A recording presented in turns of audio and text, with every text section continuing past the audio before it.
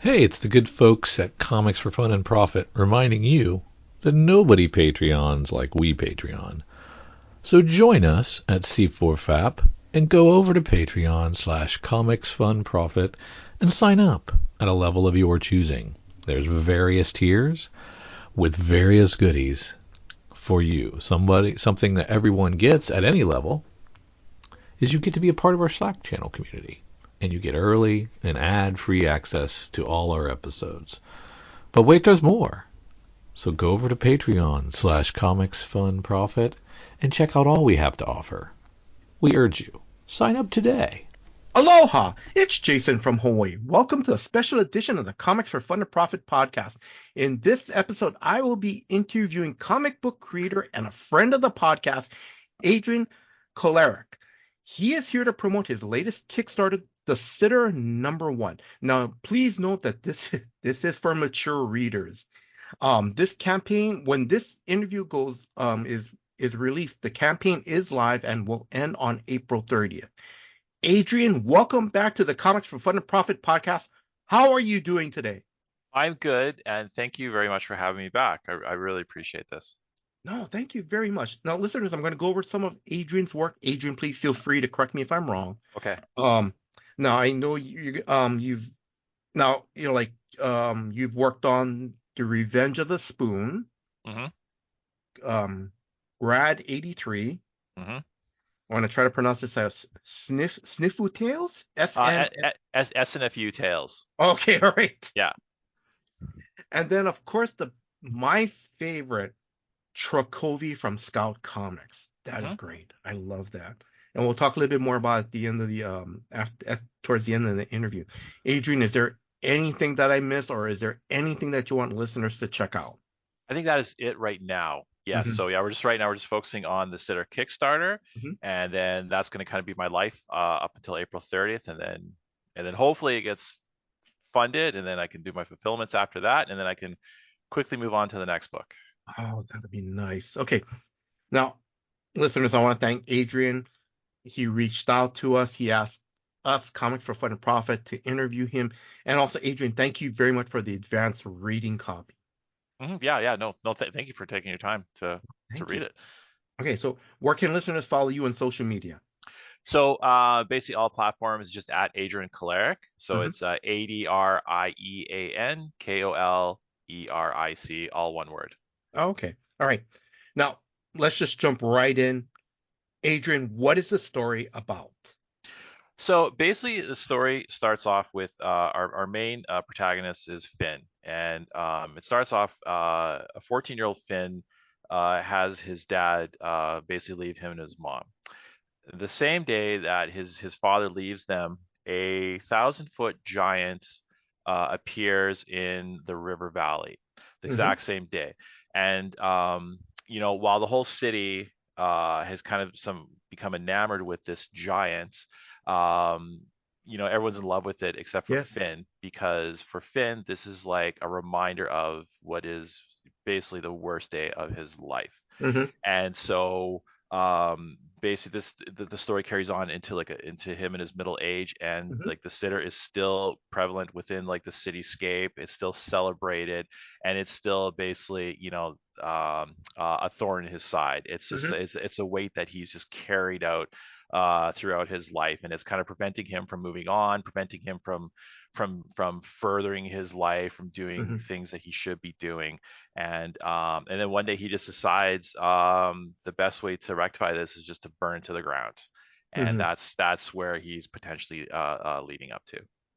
Oh, okay. All right. Now I'm gonna ask how did you come up with the story idea? I have to say I love it. It's wild, it's fun, and it's a very good story. Well, I had the concept of the sitter. So when eventually, when people see the sitter, they'll see like this basically a person, but with like a big red block of a head, and then a little kind of yellow kind of block inside the head. Anyway, Hmm. about 20 years ago, I used to do furniture design. Hmm. And so one of the pieces I made was a shelf unit that is basically the sitter's head. And so I have like it's like about 4 feet tall, 2 feet Yeah. wide. It's like an actual piece of furniture. Mm-hmm. And I always kind of like sort of kept up with that little motif. I used to do like digital collages with that piece, Mm-hmm. and I just always kind of kept it. And then eventually, as soon as I finished Jacoby, I was thinking about the next book, and I kind of looked back at my old collage pieces, and I had in these digital collages, I would have the sitter back then, like these collages about 15 years ago, just in like cityscapes, in landscapes and that. So it was Mm-hmm. already kind of like a situational thing that I already Mm-hmm. had set up. And so I thought, well, there's a story right there. I can draw from that. And then yeah, so I took my own work as my own inspiration to start the story. And then by not, no longer being with, being back on my own as an independent, I kind of felt a little more freer to kind of like Mm-hmm. get a little more raunchier with the story, Mm-hmm. and Yes. basically have fun with the story. That was kind Yes. of my my goal. Okay. And then so listeners, me and Adrian talked a little bit. Um, we're going to go a little bit off the cuff because, as Adrian mentioned, going on his own, he can be a little bit more freer, do a little more raunchier stuff. Because the sitter has about because when we see Finn in his middle age, he has a girlfriend um named Lainey. And I'm gonna ask, yeah, before we get into the scene, um, can you talk about a little bit about who Lainey is? So Lainey is Finn's girlfriend, Mhm. and she's basically his support system. He's just somebody that he leans on heavily. She's always trying to encourage him. Let him know that Mhm. that what he does is good, right? Because like in Finn's mind, he's a washed up artist. And she's trying to like tell him that no, you're still good. You've done Yes. great things. And so she's the one who keeps continuously propping him up, Hmm. the moral compass, Hmm. the foundation. And then okay, because now the raunchy scene I want to talk about is the sex scene. Hmm. This goes on for like 3 pages, and this is something I'm gonna say. It's kind of because listeners, when you when you back this book, and I'm really strongly encourage you, if you want something totally different, something totally wild, please back this book. Because I love it because usually when we see certain sex scenes in mature books, it's always like 1 or 2 panels, and it's always, it's always it seems always very deadly serious. Like, okay, yes, we're done. Now I have to go back and fight crime, or yes, I have to take out the enemy, and and that's it. They move on.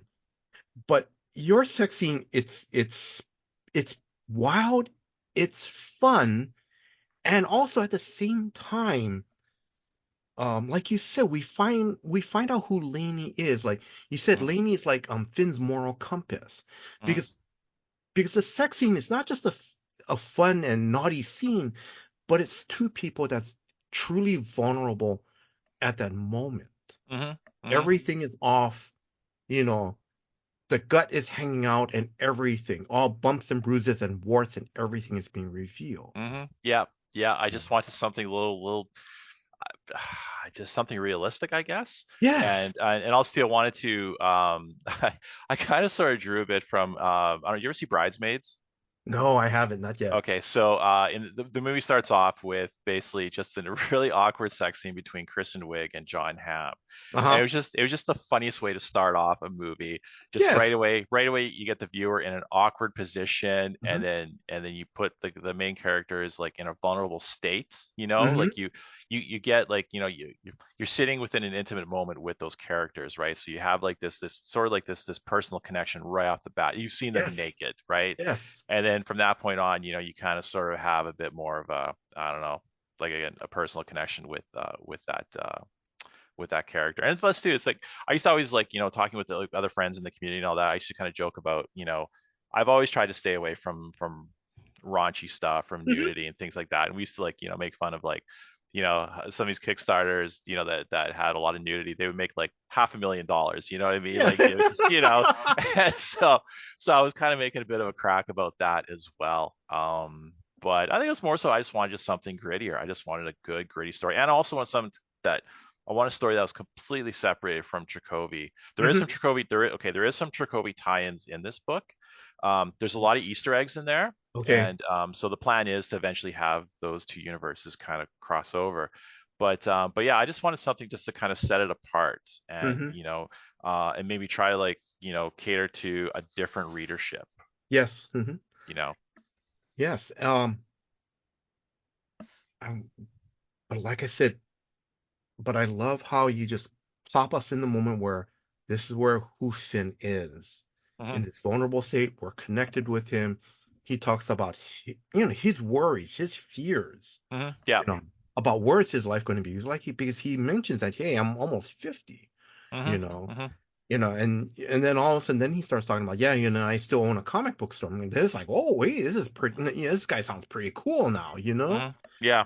you Yeah. know, Yeah. No, I guess with his age too, middle age, I wanted to kind of cater to that, demographic as well, with people have problems, in the middle yes. age, the Hmm. 40s and the 50s and kind of thing. And, depression kind of sets in and, you get to that age where it's like, things aren't working like they used to and your head is Yes. elsewhere. And, you look back at like, missed opportunities Hmm. and, it's funny. It's like, when you hit your 40s, it's like a switch, and Hmm. it just you care about certain things more, and things you used to care a lot you no longer care about, and you just kind Hmm. of become a different person. It's almost like this transition, kind of thing where it's like you're trying to hold on to the past, but you're trying to figure out where you got to go in the future, and Yes. Hmm. it's just this bridge, and it's kind of a rocky bridge, and yeah, so that's what I kind of want to lay out as well, like hopefully like touch, kind of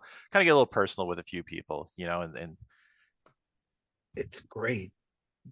You know, like I said, and I'm sorry, Adrian, but like I said, that sex scene is funny, but yet there's an there's an underlying tone of seriousness and to it. And that's what I love about it. Asuko? Who's Asuko? Atsuko, when you first meet her, she is like a part-time employee at Finn's comic book shop. A little rambunctious. She's obviously much younger than him, so she's got a different take on Uh-huh. things. She's very aggressive. Hmm. She's basically a play off of if you ever seen the movie High Fidelity. No, I haven't. She's a play Okay. off of Jack Black's character. Okay. Um, very opinionated. Yes. What she says Yes. matters, like Hmm. when we first see her, she talks about how she got in an argument about someone on the train in regards to the David Harbour Hellboy Oh, movie, yes. right? Which I've had a conversation with a bunch of people as well, right? So um, yeah. Oh, okay. She's a fun character too. She's a pretty wild character too in the book, but that's Yeah, yeah, I really like her. Um, now I'm going to say, Adrian, like, so going back to Finn, and feel free to comment, but I love Finn. The funny thing about it is that while I was reading this, I could either one see Nicolas Cage, playing Finn in a live movie, Mhm. or I can just see him be the voice for this character in a animation movie or something, or a series, a limited series, because I could really hear him. That's so cool.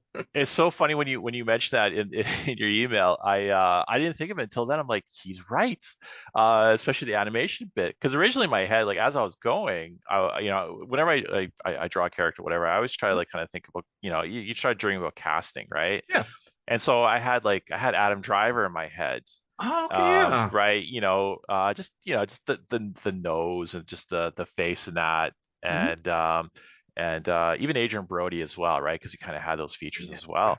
But yeah, the cage thing, yeah, yeah. Hey, who knows? Who knows? You never know how these things play Yes. out. Um, so also to again, I know listeners, I talked about, I'm going to, throughout this interview, I'm going to keep mentioning little things like, what I love about this book too is about, Finn's and Lainey's relationship. It feels real. I love it. Um, Mhm. the thing I also love about it too, and Adrian, I love your artwork because, um, Finn and Lainey, they don't have um perfect bodies. Hmm. You know, it's real world because people have different body shapes. I Yeah, no, mean, nobody had, yeah, no one's perfect, right? And yeah. it's just the running joke in my house is I can't draw pretty people, Hmm. especially women, right? So it's just just I just draw what I can. But I love it. But it's great. I love the art. It's um, it's it's very expressive and it's very dynamic. I love it, especially when you do the either their facial features or their actions. It's always very dynamic, and I love it. Yeah, Yeah. thank you. Yeah, yeah. I was trying to like it's funny 'cause like I was trying to like do better than my last Trakovi book, right? So it's Mhm. like with each issue of Trakovi, all 5 issues, it's like, if I'm on issue 3, I'm trying to do better in issue 2. If I'm on issue 4, I'm trying to do better Mhm. in issue Mhm. 3 and whatever, right? So I'm just trying to like get better, right? Because I still find I'm fairly new to the comic book world, right? Mhm. Yes. 'Cause I started what 2021, Oh, yeah, 2020 that's kind right. of thing. Yes. So Hmm. yeah, so it's just growing, right? Hmm. So but yeah, I found with this one I was a little more relaxed and just Yes. I don't know, I was really trying to focus on my line work. I don't only do like single lines, but just Hmm. just working with like this line weights to just kind of make things pop a bit better. And I wanted a cleaner look too, right? Compared Yes. to the Jacoby books, right? A little less chaotic. Hmm. But yes, but this book, like I said, The Sitter, I love it. It's great. Um, I want to talk about we've already talked about that. Finn owns a comic shop. Now it's Hmm. called Comic Slut. Hmm. You know. Now, is this based on a real comic book shop? So the building that you see, like when you get the scene setting of Comic Slut, Yes. it's an actual building here in Edmonton. It's across the street from this butcher that I go to, and it's for lease. It's a vacant building right now. Mhm. So yeah, so I use that as my outside setting. The inside setting is actually the interior of the local shop that I go to, Comic Fever. So the inside Yes. is an actual comic shop, and Comic Fever was actually used in Trakovi issues 3, 4, 5. So Okay. it's like I've kind of sort of carried them over, Hmm. as a recurring character in this one. Oh, that's nice. Because I I love the inside shot of that comic book shop. It's Hmm. perfect. Because when I saw that panel, I'm being honest, I could really smell the old musty scent when you walk in. Hmm. Yeah. Um, I love it how it's an organized mess where you can see where the new comics are and stuff. You can see the long boxes are they're Hmm. still it's like they're neatly stacked up on each other. Hmm. You see like the cheap dollar bins. Um, like I said, I just love it because when I saw that scene, it just felt like home. It felt like a real good old fashioned comic shop, you Yeah, know? and it's not a comic book shop unless there's piles. you Yes. know There's always got to be a pile of something, Hmm. right? Yeah, no, and yeah, like I said, I came in one day to Comic Fever, and I just said, hey guys, can I just take a couple snapshots? I can use it in a book. And they're like, yeah, sure. So I just Hmm. and then that was it. So even the front counter where Finn is Yes. reading his newspaper, the background is a Comic Fever. It's all Comic Fever. Like there's nothing made up Hmm. in there, right? Except for like I on the walls and on the outside, I used books from the indie publisher Lesser Known Comics. I Yes. they Some of the creators let me use their covers for their books, to kind of plaster the Nice. walls and, and, Hmm. and the posters and all that. Yes. Yeah. Oh, that's pretty cool. All right. Um, I'm gonna let's see. Your Kickstarter campaign, what are your stretch goal rewards? Do you have Well, that? Hmm. yeah, so I'm not doing any stretch goals right Okay. now. I'm kind of sort of keeping everything simple. So with the one issue, 38-page issue, I Yes. have 4 covers. Uh, one of them I'm only going to have a print run of 20, so there's only gonna be 20 of this cover made up, Hmm. and then just simple rewards like I have be a character like in my next couple of books, Hmm. which is what I did in the Chakotay campaign, which worked out great. Hmm. Your business as a setting. And then and also too, then I also I'm going to try a retailer Oh reward. yes, yes. So if you have a shop or Mm-hmm. whatever, you can basically buy like wholesale Mm-hmm. right there through the Kickstarter. And then just a couple add-ons. Um, so a single cassette tape. We actually have a theme song for the sitter. Oh, And cool. so yeah, so a friend of mine here, he's an artist and also a musician, electronic musician. So he did, it's called Nowadays. So he did, the theme for the sitter, and he did an alternate version. So it's just a cassette single. I'm only got 15 of those available. Mm-hmm. And then lastly, I'm gonna offer books from a friend of mine, Dylan Corbuser. He had a book called Metalhead Samurai. Mm-hmm. And so I'm just going to carry just all three covers for that issue as Oh, an okay. add-on. Yeah, I was just trying to keep things simple Yeah. for this Kickstarter because last Kickstarter, man, I had so much garbage. Like I had, print stickers, buttons. Mm-hmm. Yeah. I think I had a vinyl record, Mm-hmm. and the T-shirts, right? So Mm-hmm. I mean, and that stuff kind of becomes a bit of a nightmare, right? Mm-hmm. Yes. And so, just keep it to books, and then, well, apart from the cassette, but yeah. Oh, okay. No, but that's pretty cool that but at least you're offering some incentives. And like you said, you're just keeping it to a limited amount, like the cassette tapes. Like just who are the first 15 people that Yeah, and so yeah. that's good. Yeah, Yeah. and I mean, if if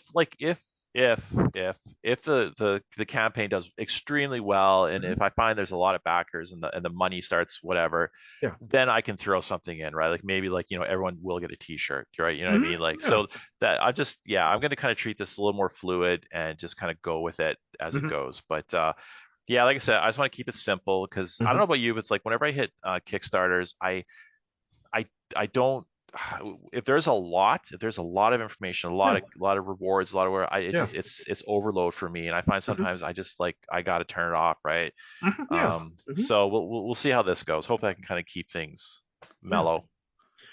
Okay.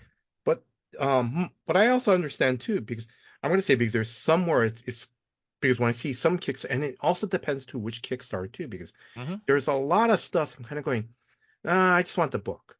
But if there's something that I Yeah. really want that, Hmm. ooh, that looks interesting, then Yeah. I'll spend the extra money. But most of the time it's just I just want the book and then that's it.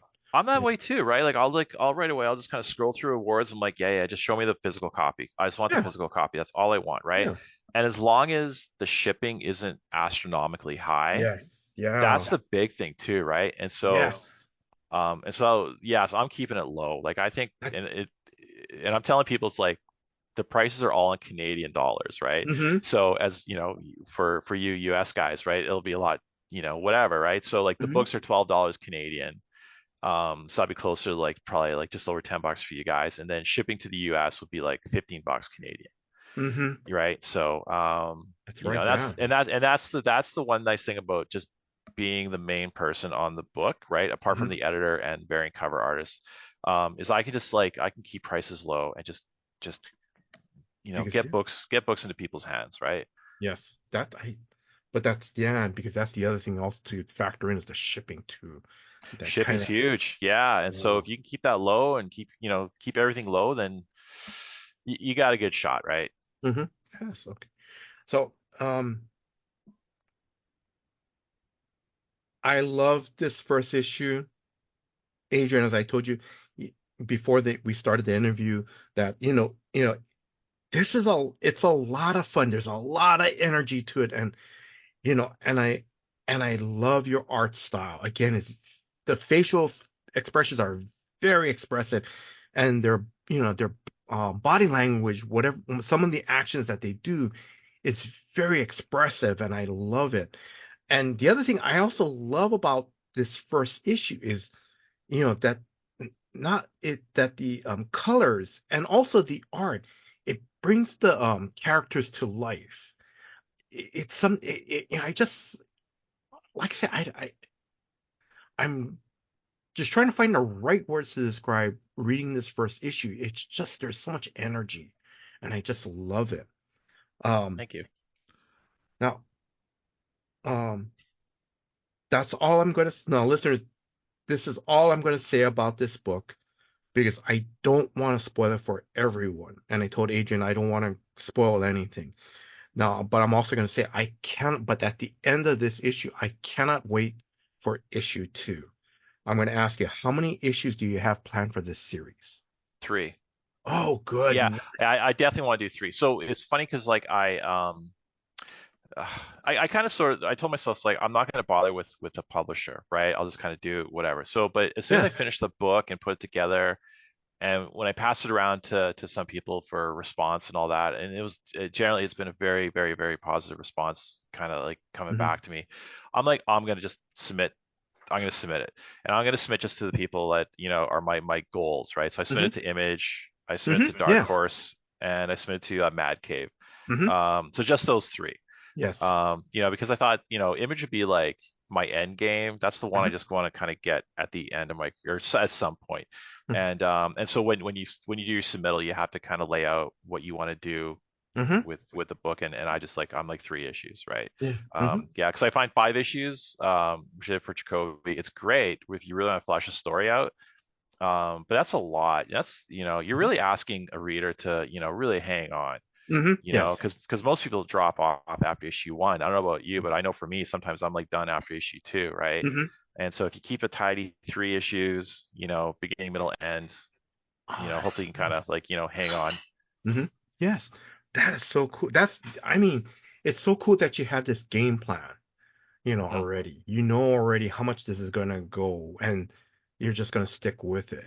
And Hmm. I think um,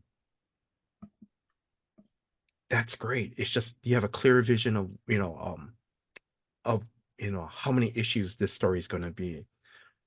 Now, I'm just asking, and, you know, when this first campaign is successful, Hmm. do you have an idea when we might see the issue number 2? That's the thing right now, because right now it's like I'm working on my next book, which is The Revenge of the Spoon, which Uh-huh. is it's my Tick bootleg comic, right? Hmm. And that one I'm still trying to figure out how I'm gonna dispense that because it's a bootleg comic. I don't have anybody's permission, so I'm Oh, trying to yes. keep it. Yeah. I'm trying to keep it. So I might just finish the book, put it off to the side, and then when I eventually do Sitter 2, I'll just give it away with a copy of Sitter 2, right, as a freebie. Oh, okay.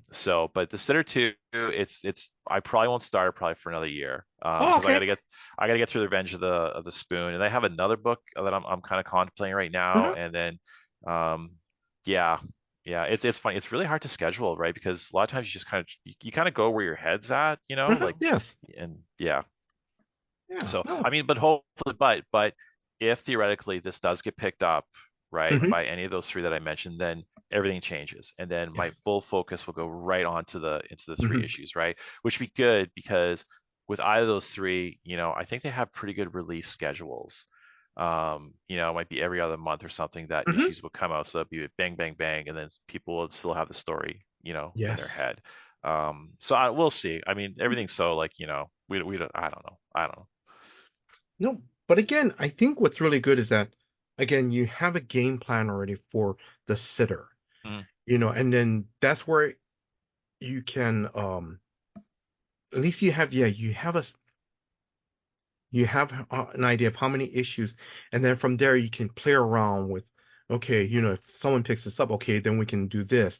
If Mhm. it's not picked up, I can shoot for next, after, and I'm keep saying this campaign will be successful, you know, um, then I can shoot for next year for issue 2 for another, for another Kickstarter campaign. Yeah, yeah, yeah. I mean, we'll see. I mean, if for some reason if it gets enough people liking it, and if there's enough pressure, then maybe I'll just jump into issue 2 kind of right Mm-hmm. away. So like I already have notes for issue 2, and so when I just submit to, I know for Image, like I had to submit basically my full synopsis, right? How I want this story to go and how I want it to end. Mm-hmm. And so I figured out the ending, for issue Mm-hmm. 3, and I'm kind of excited about it. Mm-hmm. So I don't know, I'm just waiting now. I'm waiting for a nice rejection letter, or I don't know. We'll see. All right. Um, let's see. I'm gonna say, let's say if someone misses this campaign, and they want a hard copy of this Mhm. first issue, you know, is there a website they can go to after all the campaign pledges have been fulfilled? Yeah, I will set up a Three Press Comics shop.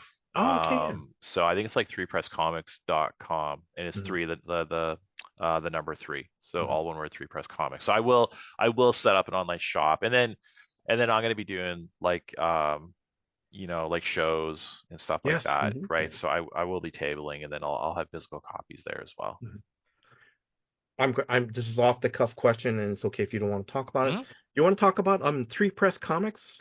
Because is that's your uh Yeah, yeah. So I mean, like with any independent guy, you always come up with your own name, right? mhm, Your own label name. And so yeah, so I had Three Press Comics when I first did Dracovi issue 1 and 2 as a self-published. I just came up with that name, Three Press Comics. I was kind of, I don't know, I felt like a basketball term, Three Press. mhm, Yeah. So I just yeah, kind of, I used it for my first 2 issues of Jacoby, and then of course Scout came along, and then the rest was whatever. But I always had in my back of my head, I want to go back to it, and then just start putting out books under that label. And mhm. yeah, because there's something, like over the last the last half year, I don't know if you've been following, it's been a lot of discourse like in regards to the publishers and Mhm. releases and and Yes. and, Mhm, and non-payments and things like that, mhm, right? Really kind of, the water has really been muddied, mhm. in the publisher world, right? And so because of that, I'm really starting to get more interested in just kind of doing me, Yes. Yeah. because through Kickstarter and I mean, you can really get your book out there, and you can get paid faster and more Yes. more so than you would through a publisher. Mhm. And then also too, because the other thing, being your own self-publisher, doing Kickstarters, it's the thing about it too is that it's y- and I always keep saying this, I'm not knocking DC and Marvel down Hmm. because I Yep. love reading those comics even today. Oh, same. Um, Yeah. You know, Hmm. but the other thing about you doing your own thing is it's your passion project, it's your love. Hmm. Because again, when I read through this first issue, you could see you know, the love and the passion, you know, in your artwork, in your storytelling, you know, and it's great. It is. So, Yeah, no, and that's the thing too, that with when you're just doing an independent, you really do have a lot of freedom, like you yes. don't you don't have someone looking over your shoulder, or you're not waiting for other people. You know what I Yeah. mean? Like it's just you, and you have a lot of control. You have control how, when you distribute it, Hmm. printer and stuff like that. But I will always say though, always, always, always hire an editor. Like Hmm. whatever you Yes. do, hire an editor. Yes. And then yeah, because it's just you'd be amazed at how much punctual, errors you're gonna have in a book, right? You think it's the most amazing thing, and then you get the notes back, and there's just a sea of red, and Mhm. oh my lord, yeah. So All right. So, speaking of editors, this is the perfect segue. Do you want to give shout outs to the rest of your creative team? okay, so I guess I'll start from the very, very top. So Liam Koleric, who's my son, he did the logo for Yes. the sitter. Yes. And then Olivia Koleric, my daughter, so she's my layout editor, and she was actually my layout editor through all the issues of Trakovi. Yes. Right. So Yes. I basically used her to kind of, help me map things out a bit. And then Dylan Corbisser did the variant cover Hmm. for the sitter, and he's done a few covers for me on Trakovi. And then Andrea Molinari, he's actually the head editor at Scout, but he also does work on the side as well. Hmm. And so which is cool because I was able to hire him for the sitter, Hmm. because I worked with him, through 5 issues of Trakovi, and it was just a Yes. really great relationship. Like Yes. he's just a great sounding board. He kind of sort of helps you massage the story a bit and kind of move Hmm. things along, and he just asks questions, Hmm. and he's very encouraging too. And if he doesn't like something, he'll tell you right away. Hmm. And yeah, so again too, if you can find like that one editor, just Hmm. hold on to them for dear life, because they Hmm. they are they are absolutely like invaluable. Right. Adrian, thank you very much. Okay, last question about the sitter. What was the most fun or exciting thing that you love working actually on this first issue? It was you know what? It was coming up with a cleaner style Mm-hmm. than Chekhovy. So if anyone's read Chekhovy, it's like the artwork is more chaotic. There's a lot of shading work in it. There's just a lot of stuff. And Mm-hmm. so what I wanted to do is kind of get more discipline with this. And so I was Mm-hmm. really trying to, you know, I don't know, I had this like inspiration of Bob's Burgers in my head, Oh yes, that just yes. how that artwork is. Really simple, like clean, heavy line work when it had to be heavy and just like no shading, just flat colors Mm-hmm. and just I wanted to kind of make it a more cleaner reading experience. Yes. Because when I got feedback on Chakotay, there was like some, you know, the one negative that always came up was just that at times it was hard to read, because there's just too much going on. Oh, okay. And it was just fine, right? So, but if you hear from a couple of people, you're like, well, okay, it's probably worth noting, right? And so, like I Mm-hmm. said, I wanted to keep this one a little more streamlined, cleaner. Mm-hmm. And so, anyway, so I really enjoyed just trying to like, become disciplined enough to not want to add Mm-hmm. stuff Yes. on there. I think I had a couple panels where I put in some shading and kind of whatever. Yes. Um, but yeah, no, that to me was like, yeah, just trying to like grow, I guess. Mm-hmm. Oh, okay. All right. Thank you very much. You mentioned already Trakovi. Now, for listeners, may I ask, can you tell them what that was a great series. Can you tell them what Trakovi was about? Okay, so Chakotay is a five-issue series that was published through Scout Comics, and so Chakotay dealt around. Well, the main character was called named Chakotay, who is a Slovenian thug, basically doing contract work in Edmonton, which is my hometown. And basically, the series kicks off with a botched heist, which results in an unfortunate and fatal bus accident. Chakotay makes the decision to blow up said bus, up that's Hmm. full of children, and it spirals from there, and it ends up becoming a revenge story. So there are people that were Yes. connected to the bus and connected to the people on the bus that basically like I said, just had it was like they're looking for revenge. Hmm. You Yes. know, and so as the revenge story unfolded, then it furthered into basically a tragic family drama. Yes. That's the best Hmm. way I could describe it. Yeah.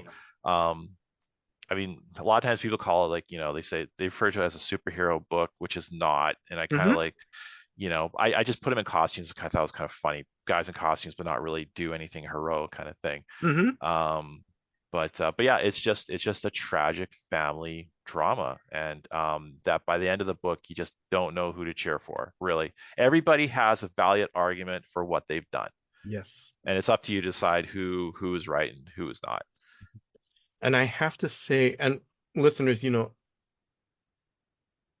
when Adrian was putting out this book, he reached out to us, Comics for Fun and Profit, and he gave me the advanced copies, all 5 issues.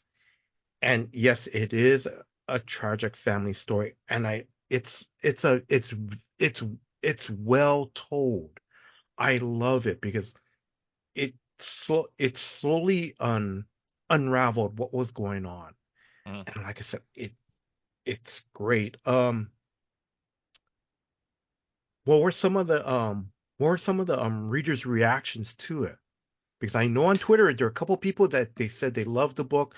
I Mhm. know I can't remember who said it on Twitter, but they said they read all 5 issues, and they said you stuck the landing on the 5th issue. They Mhm. loved it. Yeah, the landing that was the one positive that came up a lot was the ending was perfect, right? And I kind of nicked the ending from like Better Call Saul and a little bit of Raiders Lost Ark is in there Mhm. too in the last like 5 pages. But Mhm. anyway, but yeah, so it was mostly like how it ended, and then the other thing that came up a lot was like people connected to a character. There was somebody that they were able to connect to, Mhm. so that was nice, right? Because when you're dealing with a large ensemble of characters, sometimes that's really hard to juggle. I'm kind of realizing now. Um, but yeah, no, really, those that gave it the time and read it in one sitting. And Mm-hmm. that was the biggest challenge, right? Is to Mm-hmm. get people to read it in one sitting, because issue one would come out in June and issue two wouldn't be out until September. Well, that's a lifetime in Mm-hmm. between issues, because like with me, like I moved on to like about 30 other titles, you know what I Mm-hmm. mean? And by the time issue two comes out, you're like, oh, I might Mm-hmm. as well wait for the third one. I might as well wait for the fourth one. I might as well Mm-hmm. wait for the Yeah. whatever, right? Yes. Um, and that was the thing too. Like the people that were just kind of going off of issue by issue, you know, they're confused because they didn't know where it was going, right? Mm-hmm. Because you don't know where it's going to go until the third issue, right? The third Mm-hmm. issue, Yes. you kind of whatever, and then four and five really reads like one book, right? Um, so yeah, that was the one thing. It was just the confusion and then just not knowing where the story was going. And I think Mm-hmm. that was that really was just victim to just the release schedule, which Mm-hmm. again, it's like, it's out of my hands. Mm-hmm. Yeah. Yes. But at least all five did get released, and so people, have the opportunity to give it a go. Now, you already mentioned about, the story seems to be stronger when you read it all in one sitting. Mhm. Perfect segue. Do you know when the trade will come out? Okay, so I'm told it's like end of the year, or early next Mm-hmm. year. Mm-hmm. So I guess what Scout's doing, they're going through like a bit of a business transition Okay. there with a new partner and whatnot. So I think they're kind of shuffling things around a bit. Mm-hmm. But yeah, what they had told me is like, yeah, end of next year or end of this year potentially. And then what they want to do is they want to go with a manga size Oh, trade, okay. right? So as opposed to like Yeah. Mm-hmm. to whatever, The so just regular something a standard, little yeah. more. Yeah. So yeah, so we'll see. I mean, that's what I'm told right now. I mean, what I'm learning with comics, dealing with publisher, Mm-hmm. things Yes. change. I mean, they might just call up and say, we're not going to do it, or it's Oh, going to be like maybe 2 years hope down the road. I don't know, right? yeah. I don't know. Hopefully sooner than later. Yes. Okay. Um, so I'm slowly wrapping things up. Two more questions. Hmm. Your next convention or store appearance is sometime in April, Yeah. May. Yeah, so I got two things going on in April. So on April 13th to the 14th, I'm at the Alberta Gallery of Arts here in Edmonton. So they have a Mm-hmm. comic and zine fair. Yes. So I'm going to be hanging out there for a couple of days. And then April 25th to the 28th, I'm at Calgary Expo. Mm-hmm. Which is basically it's basically a Comic Con. Mm-hmm. So I'll be there for 4 days, and so actually I'll have all five issues of Jacoby, and I'm also going to have some hard copies of the Sitter available as well. Wow. Even though like the Kickstarter will be ending on the 30th, right? Yeah. You could get early copies over that Mm-hmm. weekend.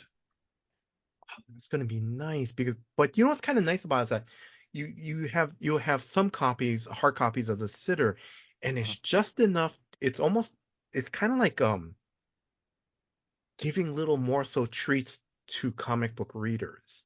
Mhm. Hey, this is the sitter. Okay, yeah, it's a Kickstarter, and then they read it and they go, okay, I'm in. When's the next issue coming out? Or Yeah, they start going, yeah. I know I was almost tempted to end the Kickstarter before the expo and just have it Hmm. out of my head, but I'm like, well, why would I do that? Like, I should have it running while I'm there, and then because you get a conversation with someone, you go, like, I have a Kickstarter going off this book right now, Yes. and that's what it's funny. It's like squeezing a backer, squeezing like a pre-launch follower. It's just, man, that is just like it's like just getting juice out of a rock. Hmm. It's just like I've been like with the pre-launch, which has been up since January. I just I'm in that mode now. I'm in the hustle mode now, right? Where I'm trying to get Yes. a Hmm. hundred Yeah. followers on the pre-launch, right? And Yes. so I'm at 99, right? With Hmm. a couple days to go, and it's just like getting that one last pre-launch follower, and Hmm. it's funny. It's not really going to really affect the campaign much, but I want to match. Like I had 100 pre-launch followers with Trakovi, Hmm. so I want to just match that. It's more so Yes. for me, right? So, Yeah. but yeah, so it's funny. You gotta whatever avenue you can use for your Kickstarter, because I think there's like maybe like 20 Kickstarters that probably start out the same day as mine, Yes. Yes. that I've Yeah. seen, right? So Yes. Hmm. it's just it's really competitive out there. Yes, it is. Yeah. But like I said, again, I just think it's great that you're going to have couple hard copies, try to spread it with word of mouth. The Mhm. Kickstarter campaign is still going on for, at least, after the convention. So at least either someone goes home, takes it, reads it, oh my God, this is great. Mhm. I've already Yep. got my copy, but I can tell my friend, who, and, Yeah, or if they love it enough, hey, they can get a couple other covers, right? yes. Yeah, why not? Yeah. Yeah. All right. Last question. Any closing words to our listeners? Other than just hopefully get a chance to check out the Kickstarter, and just avoid spoilers, I guess. It's funny, Yes. no one is giving away spoilers. Everyone I've Mhm. talked to, like other podcasts, and readers, it's like I'm not saying a thing, right? Yes. Just because of the experience, right? So yeah, so hopefully you get a chance to read it and just, get that impact, you know, 2/3 of the way into this book. Mhm. All right. Adrian, mahalo. Thank you in Hawaiian. Thank you very much for your time. Thank you for giving me another opportunity to interview you. I Thank wish you, you. no, thank you very much. And I wish you all the success with your, the Sitter Kickstarter campaign. And again, um, listeners, the campaign, when this interview goes up, it is live and it will end on April 30th. If you are a new comic book reader or a lifelong comic book reader, um, please check out the Kickstarter campaign. And Adrian, I'm sorry, but please, listeners, please note that this is for mature readers. So don't Yes. go pick this up for your 10-year-old kid. Hey, He ain't gonna be 10 no much longer. Yeah. or let's put it this way, Adrian. When we were 10, we were in our comic shops, man, Oh. we were probably trying to check out the other, like, wow, you know, Savage Sword, a corner magazine. I, we kind Li- of knew what could be in there, Hey, listen. We're not. I'm not dumb. I remember when I was 10. It's like, we would find magazines in the playground, right? Yeah, Like back in the day. So it's just like, I can't keep kids from finding things, yes. but I'm not going to contribute to them finding Oh no, things. You yeah. know what I mean? So yeah. Yeah. But um listeners, and Adrian already knows, I love this story because this story has so much energy, everything from Adrian's art style, from the characters' expression to their body language to the bright colors. It has a lot of energy to this. And I love how the story unfolds. It's great. I love this. Adrian, I am being serious. I will be backing this campaign, and I'm going to get a hard copy of the Sitter, and I'm going to give it to a friend as a gift for them to read. Awesome. So, listeners, if you know someone who loves independent comics, who loves independent comics, please consider checking out this Kickstarter and think about giving them this first issue as a gift to share, a gift to them. It's kind of like sharing the love of comics with other fellow comic book readers. I want to thank Drew, the co-host of Comics for Fun and Profit, for putting this episode together. Drew, thank you very much for all your hard work behind the scenes. And if you are a new listener, please check out new episodes of Comics for Fun and Profit that comes out every Saturday. And I want to thank you, the listeners. Thank you very much for your time. Thank you for listening to this episode. Until next time, guys. Aloha. Thank you. Check out beacons.ai/comicsfunprofit for all the C4FAP links you could ever need, all in one place. You can provide feedback, listen, support, share, enjoy these. We have our Patreon there. You can buy us a beer or a coffee. You can check out our Instagrams, our Twitters, our Facebooks. Check out our YouTube page. You can email us. You can listen to our podcasts on Patreon, if you're a subscriber, on Apple Podcasts, Spotify, on Podbean. We have Google Podcasts on there. We have an Amazon wish list. You want to buy Kyle and I something? Fine. You can do that here. We appreciate it. We have Kyle's RPG podcast listed on there, so you can check out his Dork Day Afternoon offerings. we have Cowabunga links. So you can check out the Cowabunga Deep Discount FOC and pre-order list. Get on that. That's RLCS. So you can check that out as well. And we want to just give you opportunities to say hi, to check out what we're doing, support us if you would like, or just listen. Check out beacons.ai/comicsfunprofit for all the C4FAP links you could ever need. Thanks. Back to the show.